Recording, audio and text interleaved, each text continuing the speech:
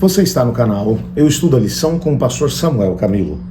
Hoje é segunda-feira, dia 27 de janeiro de 2025.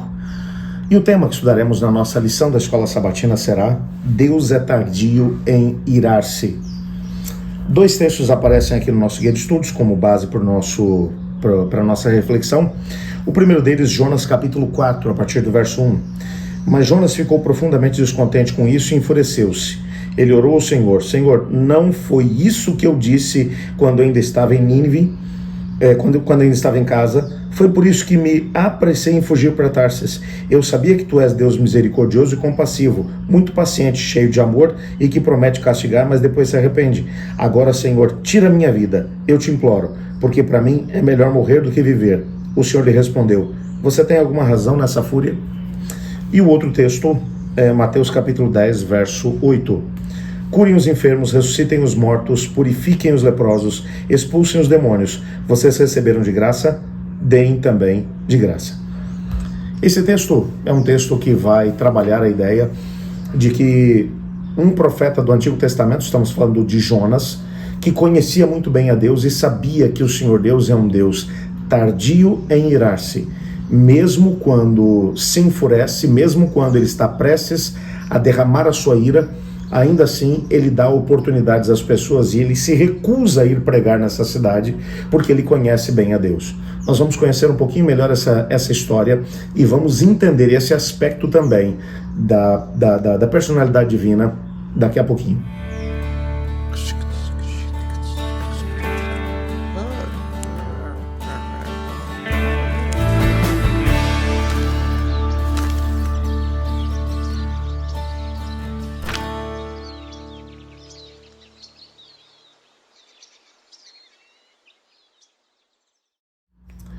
Os assírios realmente tinham passado todos os limites no contexto da graça de Deus. O Senhor Deus olhou para eles e quando você estuda um pouquinho dessa história, a cidade de Nínive ela foi fundada, ou o Império Assírio foi fundado por ninguém menos do que Nimrod, um indivíduo que tem a sua origem lá no contexto da Torre de Babel. Foi o indivíduo que idealizou o maior empreendimento para se opor ao plano de Deus de salvar a humanidade. Nimrod estabeleceu um império completamente sanguinolento. É de Nimrod que vem tanto o Império Babilônico quanto também o Império Assírio. Eram impérios vizinhos. O fato é que o Império Assírio sempre foi conhecido por causa da sua ferocidade, da sua maldade. Eles não apenas se contentavam em conquistar pessoas, mas quando eles conquistavam um determinado lugar, os prisioneiros de guerra eram tratados de forma extremamente violenta. A história mostra que, entre outras coisas, eles faziam jogos com os prisioneiros que eram capturados por ocasião das vitórias que eles tinham. Jogos onde eles empalavam os indivíduos. Soldados com uma grande perícia pegavam lanças e começavam a espetar o indivíduo a partir dos pés e tinham que ir passando com a lança por dentro do corpo do indivíduo sem que a pele se rompesse. Quem conseguisse fazer isso com maior perícia ganhava o jogo. Você consegue entender isso? Eles não apenas capturavam os líderes, mas eles degolavam esses indivíduos, empilhavam, faziam verdadeiras montanhas de cabeças em frente aos locais conquistados por eles. Eles realmente eram maus. Entretanto, a Bíblia vai mencionar que o Senhor Deus viu a maldade deles e chegou um momento em que ele disse: acabou.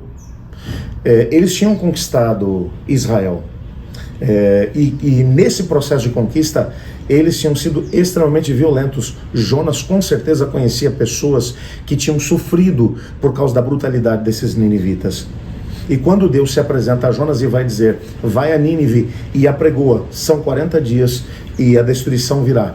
40 dias e o juízo de Deus virá. Jonas se nega a ir, e ele vai explicar no capítulo 4, versos 1 a 4, por quê? Porque ele conhecia a Deus. E ele sabia que o Senhor Deus ele também tem um determinado ciclo. É o ciclo para poder tentar de alguma forma resgatar o pecador. Ele respeita quando o indivíduo toma a decisão de poder seguir por caminhos de destruição. Ele respeita o livre-arbítrio. Quando o indivíduo chega num ponto em que ele se torna um perigo para si mesmo e para as outras nações, antes que ele derrame a sua ira, que ele castigue, ele envia um recado da parte do céu dizendo: o castigo virá, dando ao pecador a oportunidade de se arrepender dos seus pecados. E toda vez que isso aconteceu, Deus reteve o castigo, reteve a ira. Foi exatamente isso que acabou acontecendo com Nínive. Depois de todo um processo, porque Jonas deu mais trabalho a Deus do que a cidade de Nínive. Ele, sabendo que Deus era misericordioso, Jonas, que era o profeta de Deus, ele queria que Deus matasse todas as pessoas daquela cidade. Ele queria destruí-las.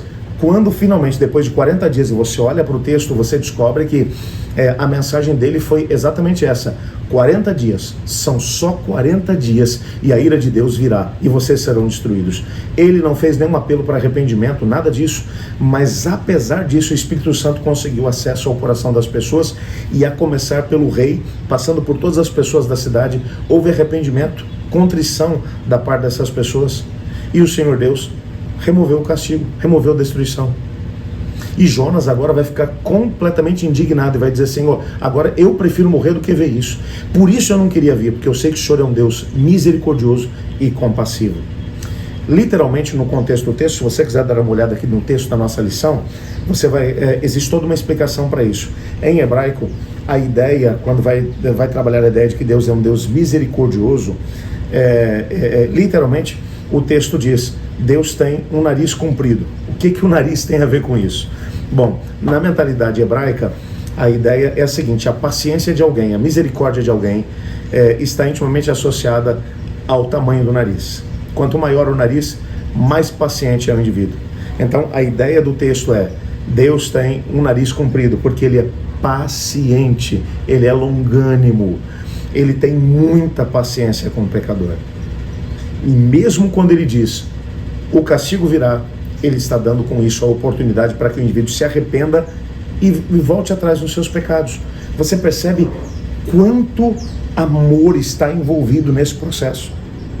Talvez a maior parte de nós simplesmente enviaria um raio personalizado na cabeça do pecador e acabou. Mas Deus, antes de enviar o castigo, Deus envia um chamado ao arrependimento. Quando você vai olhar para os profetas do Antigo Testamento, você percebe que antes que Deus enviasse juízo sobre as diversas nações, como Amon, Moabe, Edom, até mesmo a Babilônia, o Senhor Deus enviou mensagens a essas nações dizendo: o castigo virá. Por que essas nações receberam o castigo de Deus? Porque deixaram de ouvir os seus avisos.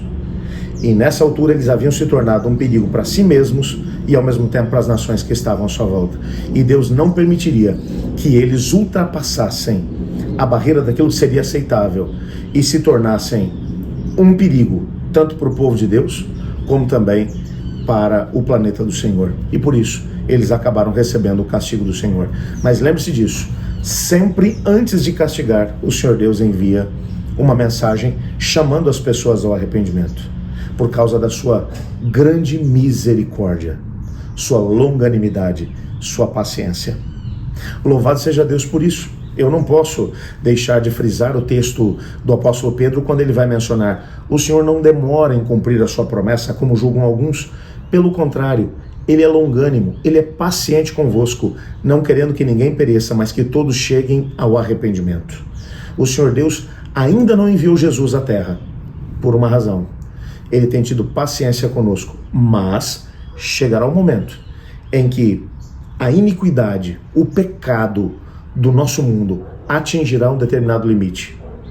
E o Senhor Deus virá para destruir aqueles que destroem a terra e para trazer juízo sobre aqueles que têm feito as pessoas de Deus sofrerem tanto nesse mundo de pecado e dor. Até lá, a graça e a misericórdia de Deus continuam operantes. Louvado seja Deus por esse amor. Ore comigo. Obrigado, Senhor, por Tua palavra e pela certeza que temos do Teu amor, da Tua longanimidade, da Tua paciência. Ajuda-nos a permanecermos em Ti e aproveitarmos o tempo de graça, para que quando o Teu juízo vier sobre a terra, que nós estejamos embaixo da Tua graça. Pois em nome de Jesus que oramos. Amém. Eu estudo a lição, e você?